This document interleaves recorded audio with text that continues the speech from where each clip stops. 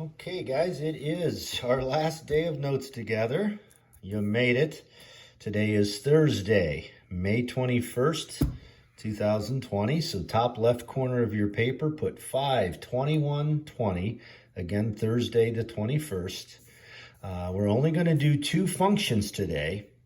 They are called piecewise functions because it's basically one function that's going to be made up of three different pieces. There could be only two pieces, four pieces, five pieces in a piecewise function. There's no set number of pieces that it has to have. But in this particular case, I've got three pieces in this first function. And if you look ahead to function number 2, I've got three pieces here. We are in Advanced Math Trig, mods 2, 3, 4, and 7, but we're also in Algebra 2, mod 8. We're all ending the year, our last section of notes together, with the same topic and the same two problems. So I'm addressing all 5 classes at the same time here. Okay, if you look at function number 1, I'm going to cover up the little details here to the right and just look at these three things. Y equals x plus 1. If I said somebody describe that function, wouldn't you say that's a linear function, right? Mx plus b, in this case 1x plus 1. So the first piece of the function is a line, a linear function. Then x squared, of course, is a parabola, a quadratic function. And y equals 5, wouldn't that just be called a constant function, which is a horizontal line going right through 5? Okay, so the key on graphing these correctly is graph it one piece at a time, as if you're putting a puzzle together with 3 different pieces, but only graph each piece of the puzzle where it tells you to graph it at, which is what these things next to each piece of the function are for. That's the domain of your function. So guys, bottom line is the best approach to this. Watch this. Right now, I am focusing only on the first piece, y equals x plus 1. And if you want to, you can make 3 separate xy tables, one for each piece of the puzzle here. So right now, I'm going to make an xy table and focus on only graphing this first piece, x plus 1. Now, how do I know what numbers to plug into this table? Okay, guys, it's telling you right here what numbers to plug in. Look, it says only, follow my pen when I say this, only plug in x's that are less than or equal to -2. Oh, so I'm going to plug in -2, and then what else? Well, my x's are supposed to be less than -2 or equal to -2. That's why I started with -2.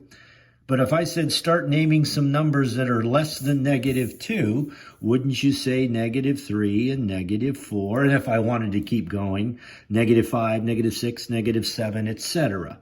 As always, 3 values or 3 numbers should be enough to create your picture in your pattern. So let's plug those in one at a time. If I plug -2 in for x, -2 plus 1 is -1. Now let's plug -3 in. -3 plus 1 is -2.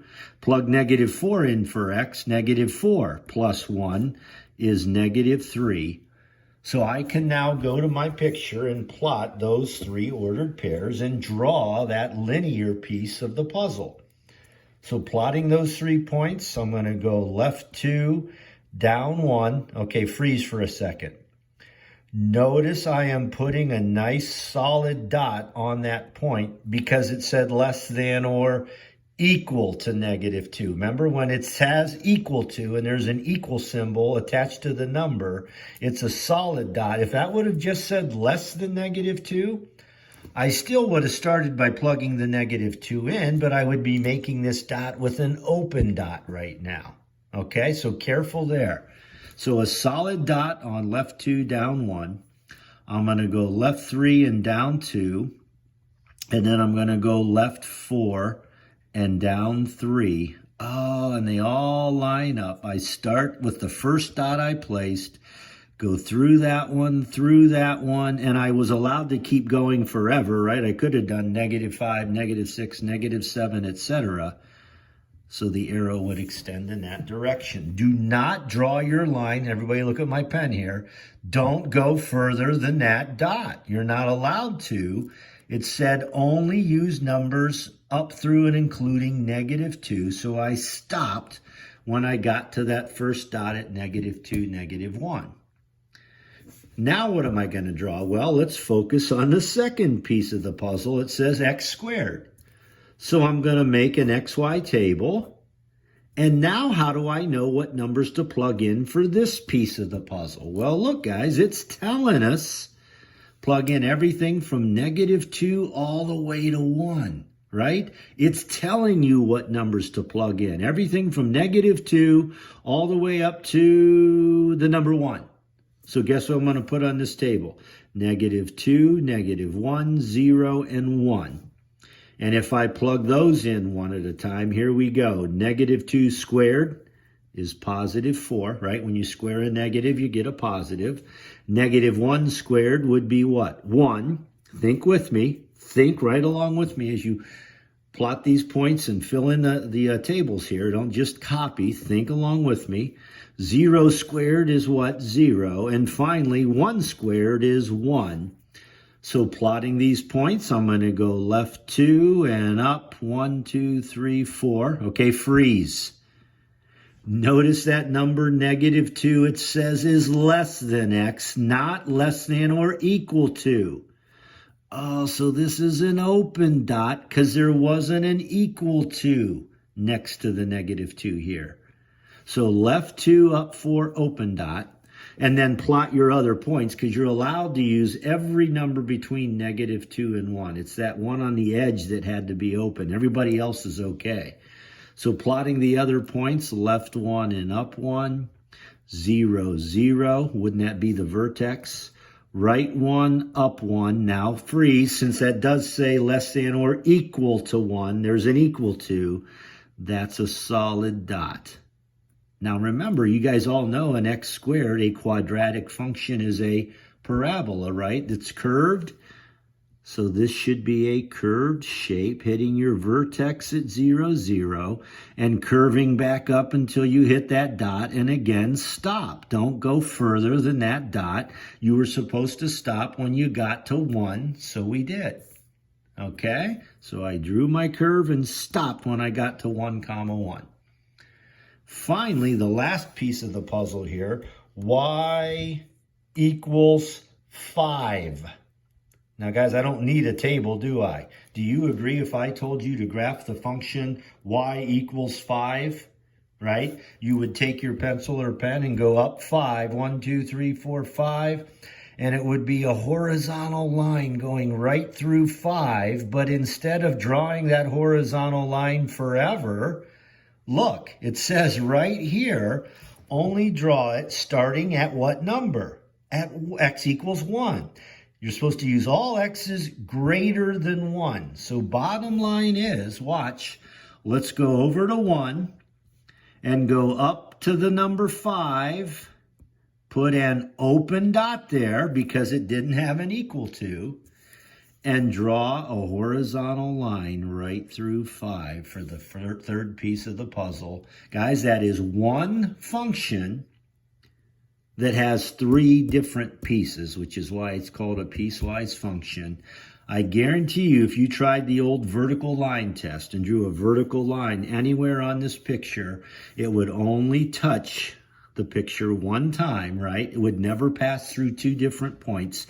Even if I went through this open dot, that's an open dot, so I haven't touched the picture yet, and then I would hit a solid dot through there. And that is one function, again, with 3 separate pieces making up that function. So you got to kind of graph it one piece at a time for the finished picture, okay? So with the process in mind, okay, of course, you're not an expert yet. Let's try another one together. Number 2 here. Again, y equals, this is not 3 separate functions. It's one big function again, 3 pieces. I'm going to make an XY coordinate system. Let me get you caught up there. Go ahead and draw an XY coordinate system for this one. Not sure yet how far we're going to go each way. Let's just kind of see what numbers are going to appear on our first table or two, and then maybe get going on the XY coordinate system. All right, here we go. The first piece we're about to graph is an absolute value function, correct? So I'm going to make an XY table. And again, if this is you doing your assignment tonight that's due tomorrow at noon, like always, how do I know what numbers to plug in? Well, look.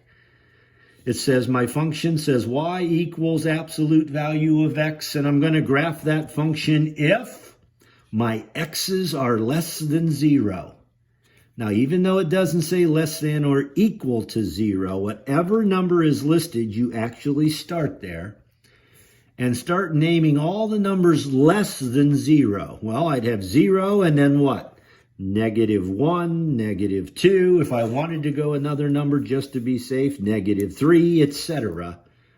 All I'm doing is taking these x's and plugging them in for that x, and I'm absolute valuing them, correct? So let's do that real quick. Absolute value of 0 is 0. Absolute value of -1 is 1. The absolute value of -2 is 2. The absolute value of -3 is 3. Okay, so plotting those points, let's go back to our picture here. Go left maybe 3 or 4 spots. Let's go up 3 or 4 or 5 spots, down 3 or 4 or 5 spots, and go right several spots and see how far we're going to need this. And guys, if I go back to this table now and plot those points, now remember, an absolute value function looks like what? Remember the library and all the stuff we've been working on? It always looks like the letter V, doesn't it? So I'm actually plotting 0, 0. Okay, careful. Close dot or open dot on 0, 0. Oh, well, I look back up at the problem. It says x is less than 0. It does not say less than or equal to, does it? So it's an open dot on 0, 0, and then I am allowed to use anything less than 0. That's all okay to use numbers less than 0. So my other 4 dots, -1, 1, -2, 2, and -3, 3, those will be solid. I'm going to go left 1, up 1, left 2, and up 2. I'm going to go left 3 and up 3. If we would have kept going, my next dot would be what? Left 4 and up 4. Oh, so I connect those through. Now, guys, remember, it's an absolute value function, so it's supposed to be making the letter V, but it doesn't get a chance to bounce back and make the other side, does it? Because you stopped when you got to 0. Oh, again, you got to follow directions and stop at the number it tells you to. Now, let's go to the second piece, which is the square root box. So I'm going to make an XY table. How do I know what numbers to plug in for this x? Well, look. It says plug in everything from where? 0 to 4. Oh, so let's plug in 0 and 1. Now, guys, I'm not going to plug in 2 and 3. Agreed? Because they're going to be under a square root box. We're still trying to sketch this without a calculator. So if I was plugging in everything from 0 to 4 and it's under a square root box, we're going to use 0, 1, we're going to skip 2 and 3 and go to the last number, 4. Agreed? Because what's the square root of 0? 0. What's the square root of 1? 1. What's the square root of 4? 2. So plotting those 3 points. Now remember, a square root box, what does it look like? Isn't it half of a sideways parabola, kind of a curved, flattened out shape? And when I go to plot 0, 0, since 0 has a what? Look, guys, an equal sign next to it, less than or equal to. Oh, 0, 0 is a closed dot, which is okay because all it's going to do is close in the open dot that was there. So we're fine. Still passes the vertical line test. 1, 1 would be right there. And 4, 2 would be right 4 and up 2. Oh, and it's that sideways curve that we were predicting. When I get to that dot, stop. Don't keep going and make an arrow. You weren't supposed to go past 4, were you? It said, draw that function, the square root of x. I drew it, but you only drew it from 0 to 4. So I drew it from 0 to 4, and that was it. And then finally, I'll make an XY table for the third piece. Notice this is an exponential function. So guys, think about it. Just in 2 problems on these piecewise, we did a linear, quadratic, a constant, an absolute value, a radical function, and now an exponential function. We've combined 6 different types of functions we've learned how to sketch and put them into these different piecewise functions. Pretty cool. All right, on this table, how do I know what numbers to plug in? When you do your homework assignment, you're always asking, how do I know what numbers to plug in? Go and take a look. It tells you. Plug in x's that are what?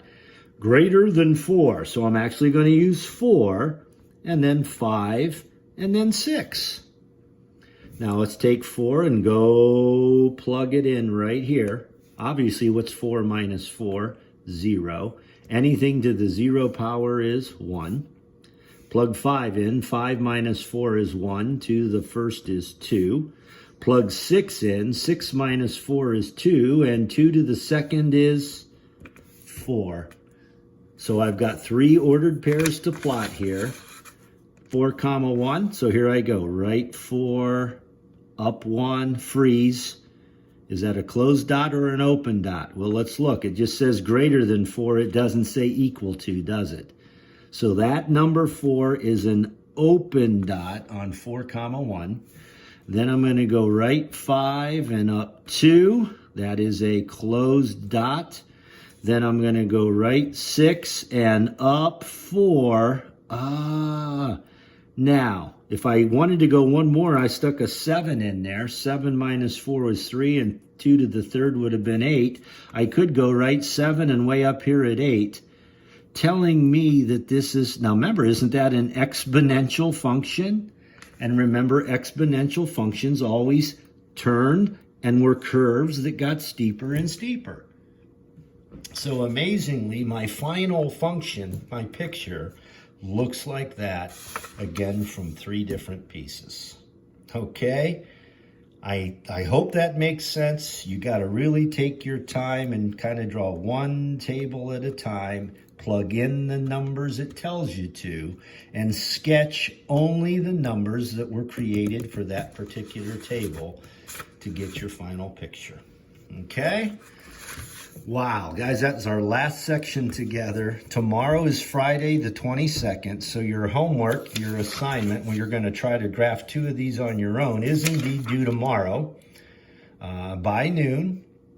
That will technically finish your grade. Please check Schoology tomorrow the 22nd, because I'll have a document attached to each class, just kind of highlighting how everything's going to work now that the 9 weeks is pretty much over. I think you've got a couple of, quote, makeup days next Tuesday and Wednesday when Memorial Day weekend is over. Grades are going to be submitted for your report cards sometime Thursday morning, I believe, is the final day I can do it. And a few other things like, if you have a book, when are you going to turn that in?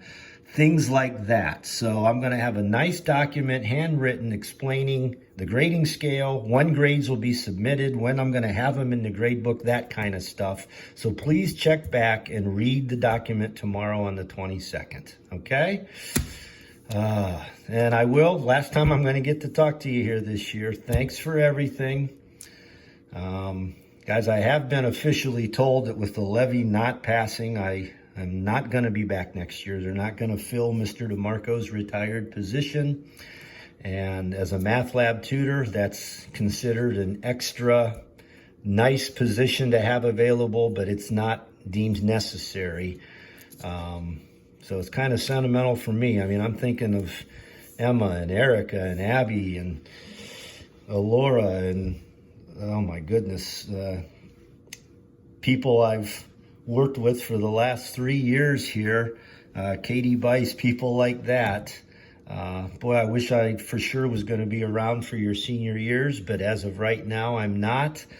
I am going to look, at Stark State, Kent Stark, and other high schools to see if there's tutoring positions open. I would definitely come back and visit if I don't get a job, or even if I do get a job somewhere else.